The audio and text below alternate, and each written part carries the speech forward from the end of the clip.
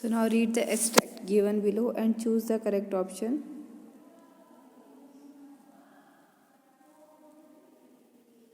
Now see, while I was thinking of all this, I heard my name called. It was turn to recite. अब उसकी chance थी, French की chance थी बोलने की. इतना सब कुछ होने के बाद भी देखो, इट्स अ टीचर ग्रेस कि उसने हर एक बच्चे को वो मौका दे रही थी. जो उन्होंने कराया था वो उन्होंने कराया ही, जो उन्होंने होमवर्क दिया था वो उन्होंने फ्रूटफुल उसे लिया. I heard the name called. It was my turn to recite. What would I not have given to be able to say that dreadful rule for the participle although. आज उसे मतलब आज ऑथर को क्या लग रहा था कि काश मुझे एक वर्ड कुछ तो आसपास कुछ तो याद हो. जब मेरी टर्न आई थी, very loud and clear and without one mistake, but I got mixed up on the first words and stood there. और क्योंकि पार्टिसिपल्स का एक सिंगल वर्ड भी नहीं पता था कि उस कंसेप्ट में है क्या, राइटर को एक वर्ड का कंसेप्ट भी क्लियर नहीं था, इसीलिए वो बिल्कुल चुप खड़े रहे. ठीक है. Holding on to my desk, my heart beating and not daring to look up. उसकी बिल्कुल भी हिम्मत नहीं हो रही थी कि वो ऊपर टीचर को देख भी सके. I heard M. Hamel say to me, और M. Hamel ने कहा, I won't scold you little French, you must feel bad enough. कहता आज मैं बिल्कुल भी तुम्हें नहीं डांटूंगा, तुम अपने आप में पहले ही तुम्हें बहुत बुरा लग रहा होगा. See how it is, every day we have said to ourselves. देखो क्या है, हम रोज़ अपने आप को कहते हैं बे I have plenty of time, कि मेरे पास बहुत सारा टाइम है और मैं ये कल कर लूँगा. लेकिन क्या बेटा कल कभी आता है? कभी नहीं आता. So this is a very nice chapter which really makes you feel कि no beta, this is the only time, this much is the only time in which we can do a lot and lot of hard work. So who heard his or their names called by whom? French ने heard किया था. किसने बोले थे बेटा? M हैमिल जब names ले रहे थे.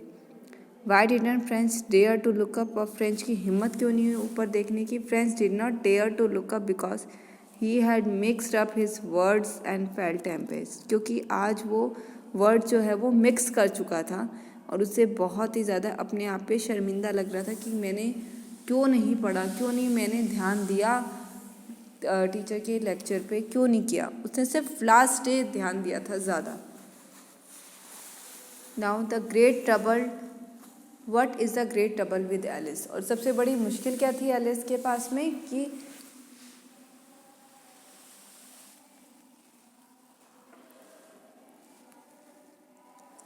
एलिस के पास ये सबसे बड़ी प्रॉब्लम थी कि वो हर एक चीज़ कल पे छोड़ देता था, है ना. The great trouble with Alice was that Alice puts off learning till tomorrow, कि हर चीज़ कल पे छोड़ देता था.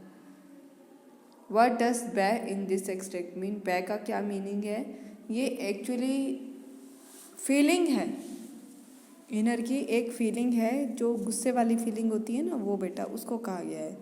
तो एक्सक्लेमेशन होती है जो आपकी फीलिंग्स डिस्क्राइब करती हैं. ठीक है. एनॉयंस आपके गुस्से की. Now read the extract given below और हम करेक्ट ऑप्शन चूज करेंगे. Okay. Then from one thing to another M Hamel went on to talk of the French language, saying that it was the most beautiful language in the world, the clearest, the most logical, that we must guard it among us and never forget it. ठीक है. Then from one thing to another, जब एक से दूसरे का आया, M. Hamel went on to talk of the French language. जब वो फ्रेंच लैंग्वेज के बारे में बात करने लगे, saying that it was the most beautiful language. जब उन्होंने ये कहा कि सबसे ज़्यादा दुनिया की सबसे ज़्यादा सुंदर लैंग्वेज है, सबसे ज़्यादा साफ, सबसे ज़्यादा लॉजिकल, जिसको हम समझदार कह सकते हैं, आप प्रैक्टिकल कह सकते हैं, that we must guard it,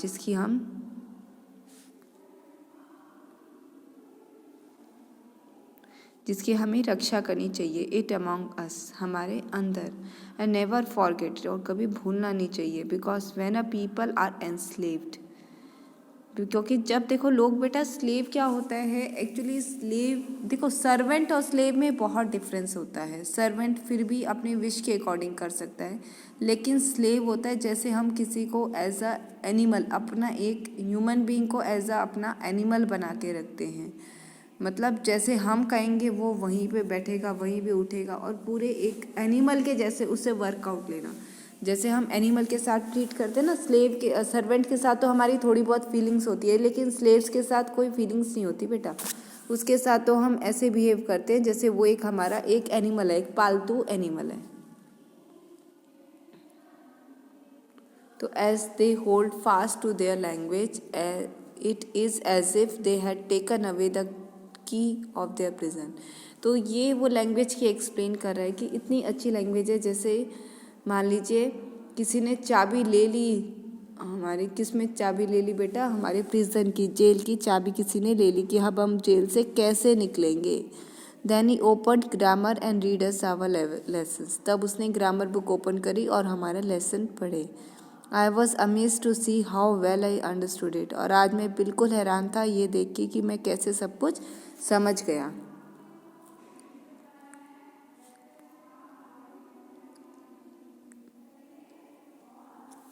Now, why did M. Hamel claim French to be the most beautiful language in the world? M. Hamel ने फ्रेंच को सबसे ज़्यादा सुंदर लैंग्वेज क्यों बोला? क्योंकि बेटा वो तो देखो उसकी मोस्ट मदर टंग थी, सबसे ज़्यादा उसके अकॉर्डिंग सबसे ज़्यादा साफ और सबसे ज़्यादा समझदारी वाली, लॉजिकल वाली है। ठीक है, ऐसे बेतुक की कोई बात नहीं है उसमें। Okay, so M. Hamel claimed French to be the most beautiful language in the world because it is the clearest and the most logical.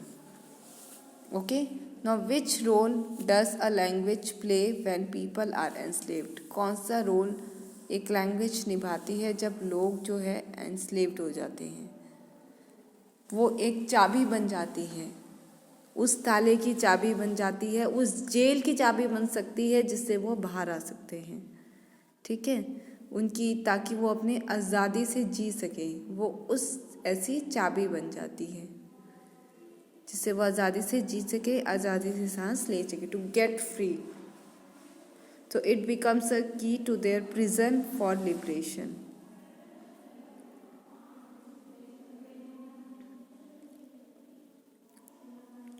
Now French felt that he understood.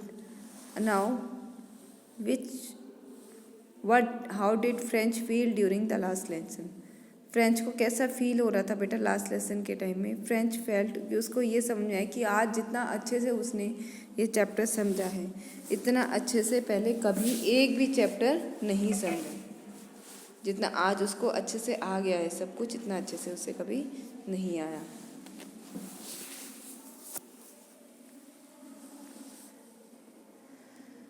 Rational का क्या meaning है बेटा? इसके अंदर logical जो है वो that means rational. Okay,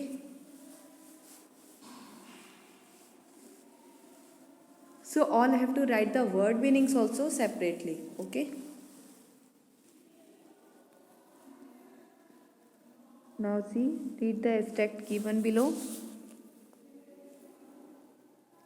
and choose the correct option. But he had the courage to hear every lesson to the very last. After the writing we had a lesson in history and then the babies.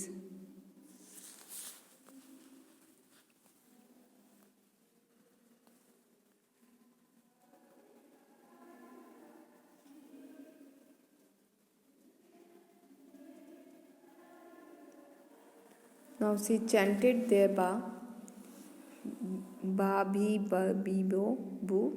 Down there at the back of the room, the old hawser had put on his spectacles and holding his primer in both hands, spelled the letters with them. You could see that he too was crying. His voice trembled with emotion, and that it was so funny to hear him that we all wanted to laugh and cry.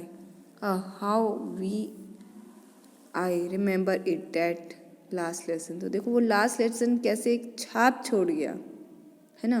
उस दिन जो teacher था वो भी रोना चाहता था क्योंकि वो उसको अपनी लैंग्वेज से बहुत प्यार था, एंड एवरी स्टूडेंट जो था वो वहाँ पे सुन रहा था उसकी, वो महसूस कर रहा था उसकी हर एक मोमेंट, उसका मतलब हर एक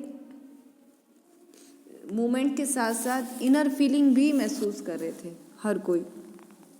सो who had the courage to hear every lesson to be the very last?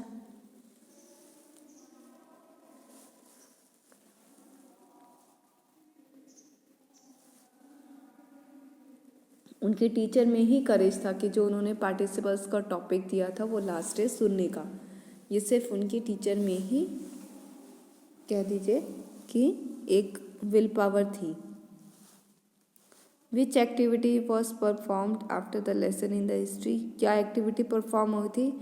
Chanting of ba be bi bu be by the babies was performed after the lesson. ये हिस्ट्री का चैप्टर क्लोज होते ही ये वाली activity होती थी।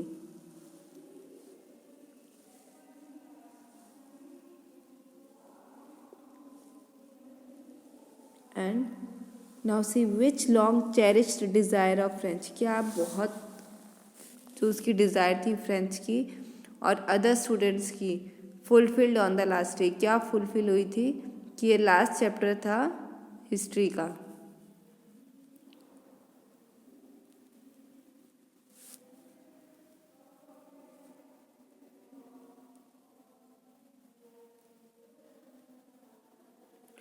Now see the desire to see M Hamel laugh and cry fulfilled. कि बच्चे जैसे ये सोचते थे कि एम हैमिल जो है वो हंसे भी और रोए भी, ये लास्ट डे उनकी पूरी हो गई थी। Now antonym means opposite. So quire का अपोजिट क्या है? Trembled. Okay,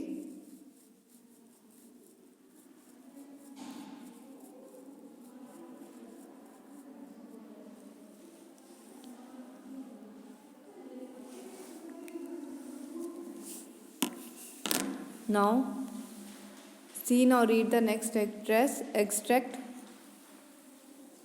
So this is the last extract. Now see, my friends and he, I, but something choked him. choked होता है जैसे एक गला जैसे रुक जाना, ठीक है। he could not go on, वो आगे नहीं बढ़ पा रहा था। then he turned to the blackboard,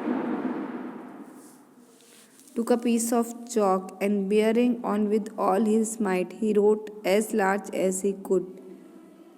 देखो जितना बड़ा लिख सकते हो उतना बड़ा उन्होंने लिखा। Then he stopped and leaned his head against the wall.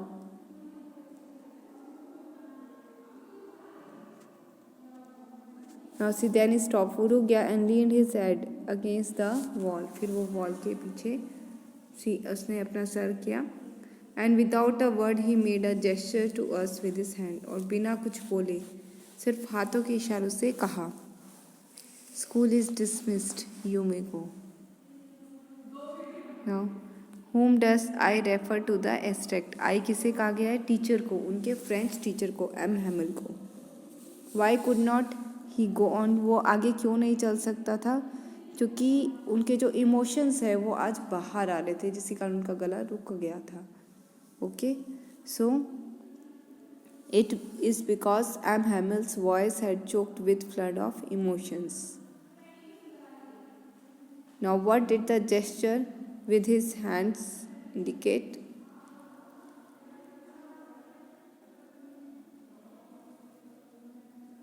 Now say ये क्या indicate करता है? School is dismissed.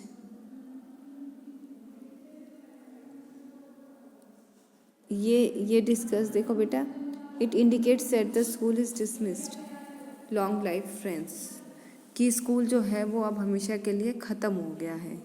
ओके, और इसीलिए जो फ्रेंच है वो सी विव ला फ्रेंच मीन्स का है कि बहुत जो ये लैंग्वेज है ये आगे तक चले, आगे तक जीती रहे, सांसें लेती रहे।